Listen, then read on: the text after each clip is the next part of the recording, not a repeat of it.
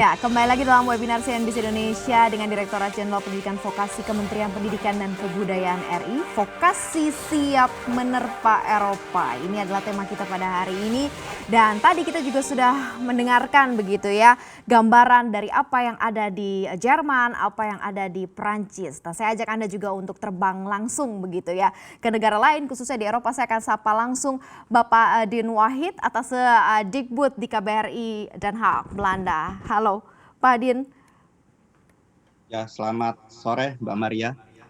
Sama sebenarnya pertanyaan saya sebenarnya. Sejauh ini seperti apa program-program vokasi yang dilakukan di Belanda nih? Mungkin bisa diceritakan juga update-nya seperti apa nih Pak Din? Apakah juga sejalan sama dengan apa yang terjadi di Jerman dan juga Prancis atau bahkan lebih one step ahead gitu? Atau seperti apa nih Pak Din? Terima kasih Mbak Maria. Pertama saya ingin mengucapkan terima kasih kepada Pak Dirjen, Pak Wikan untuk kesempatan ini, dan saya kira ini acara yang sangat bagus sekali dan kita bisa menyampaikan apa yang ada di sini, dan saya senang sekali bisa mendengarkan harapan dan pantangan dari Pak Wikan untuk kegiatan pendidikan vokasi di Belanda. Mbak Maria, sebenarnya kita ada kerjasama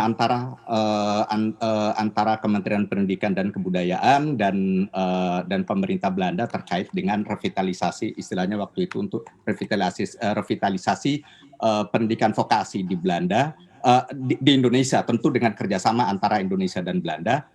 Di situ ada MOU, terus kemudian dilanjutkan dengan letter of intent, terus kemudian terakhir technical agreement. Nah, di dalam perjanjian kerjasama itu, salah satu pilot project untuk kegiatan vokasi itu adalah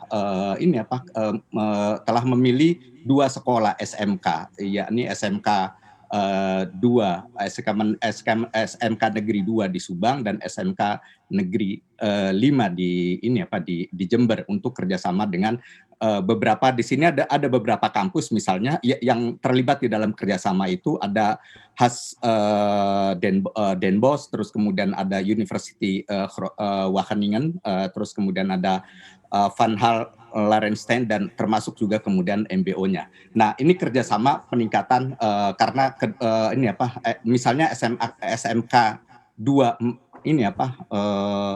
Subang itu memang bergerak dalam bidang pertanian, dan memang Belanda menjadi salah satu negara yang sangat sukses untuk mengembangkan teknologi pertanian gitu. Nah, itu kemudian kerjasama. Mungkin nanti Pak Sofi bisa bercerita lebih detail lagi tentang apa yang terjadi di SMK ini di SMK 2 Negeri Subang itu, bagaimana kerjasama ini berjalan. Tetapi yang kita ketahui, bagaimana kemudian mengembangkan kurikulum. Paling tidak misalnya 70% kurikulum yang ada di sekolah itu kemudian mengadopsi kurikulum yang ada di sekolah sekolah kejuruan sekolah vokasi di Belanda. Itu kerjasama seperti itu. Dan tahun ini juga kemudian bulan Maret tahun ini saya sempat datang ke Politeknik PU, Politeknik Pekerjaan Umum di Semarang. Kebetulan Pak Menteri PUPR meminta kepada Pak Dubes kami di sini untuk menghubungkan dengan IHE Delft. IHE Delft itu lembaga pendidikan yang memang khusus kepada water management, pendidikan water management, dan kami datang ke sana, dan intinya adalah untuk menagih apa implementasi MOU yang sudah dibuat pada tahun 2019, tapi kemudian saya melihat MOU-nya belum berjalan. Nah, pada saat itu kami ketemu dengan pimpinannya, dan kami sampaikan apa roadmap rencana kerja dalam 4 tahun ke depan seperti apa gitu. Dan kemudian sudah dibuat roadmap-nya, dan kami juga ketemu dengan pihak IHE Delft di sini menyampaikan ini rencana bekerjanya dan sebagainya. Tapi kemudian sekarang ini memang terbentur karena ada COVID. Jadi ada beberapa rencana kegiatan, rencana aksi yang sudah direncanakan antara Politeknik PU di Semarang dengan IHE Delft. Ya. yang utama adalah misalnya tentang konstruksi seperti diketahui misalnya Belanda ini sangat kuat sekali untuk membangun konstruksi yang berdekatan dengan air, misalnya di samping air itu ini, dan itu kemudian pemerintah Indonesia melalui Poltek PU itu ingin mengembangkan bagaimana teman-teman mahasiswa di sana dan dosen-dosen di sana itu bisa belajar di sini seperti apa belajar dan sebagainya. Itu kira-kira seperti itu ininya, Pak. Tentu saya juga beberapa kali bertemu dengan beberapa mahasiswa yang magang di sini tentang ini apa mahasiswa dari Indonesia yang magang di sini, terutama yang terkait dengan pertanian karena memang Belanda termasuk yang sangat terkenal dengan pertaniannya. Mereka saya apa yang mereka pelajari, ya mereka pelajari bagaimana kemudian sampai datang ke perkebunannya, terus kemudian dari perkebunan itu dibawa ke pabrik, bagaimana packagingnya dan sebagainya. Itu kira-kira. Kabar baiknya luar biasa sekali nih ya dari Belanda. Ingin detail lagi, nanti kita akan detailkan lagi seperti apa ya. Selanjutnya saya mau terbang juga ke Inggris, ke London begitu ya. Ada Pak Arif Rohman atau Sedikbud di KBRI London. Mungkin seperti apa mungkin yang bisa diceritakan ya program-program vokasi. Dan juga pastinya bisa mempererat begitu ya kerjasama antar kedua negara. Ini seperti apa yang ada di Inggris Pak? Singkat saja mungkin bisa digambarkan Pak Arif. Baik, terima kasih.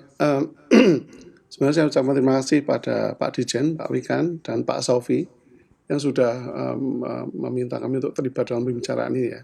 Namun saya harus jujur bahwa saya baru sekitar bulan di Inggris ini, lalu saya coba cari informasi yang terbaru yang sudah dilakukan antara Inggris dan Indonesia. Ini adalah kerjasama antara City of Glasgow College dengan satu SMK di Jawa Barat. Ya. Dan memang sudah dilakukan pengiriman murid SMK ke Glasgow, tetapi memang ini infonya masih belum bisa kami dapatkan. Jadi sejauh ini memang belum ada info detail.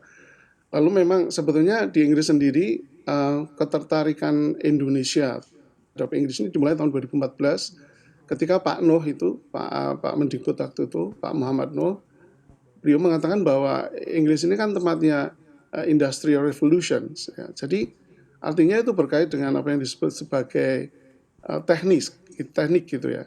Ya. Lalu ini yang membuat kemudian ada Memorandum of Understanding antara Inggris dan Indonesia, dan itu akan diikuti oleh beberapa kegiatan. Tetapi sejauh yang dapat kami pantau, kegiatan yang dilakukan baru muncul sekitar 2018. Di mana Jawa Timur memang mulai menandatangani kerjasama dengan Inggris melalui Pak Duta Besar Inggris waktu itu dan Ibu Pak Arif, ya. Kita potong dulu sebentar karena kita akan sambung kembali usai kumandang azan maghrib berikut ini.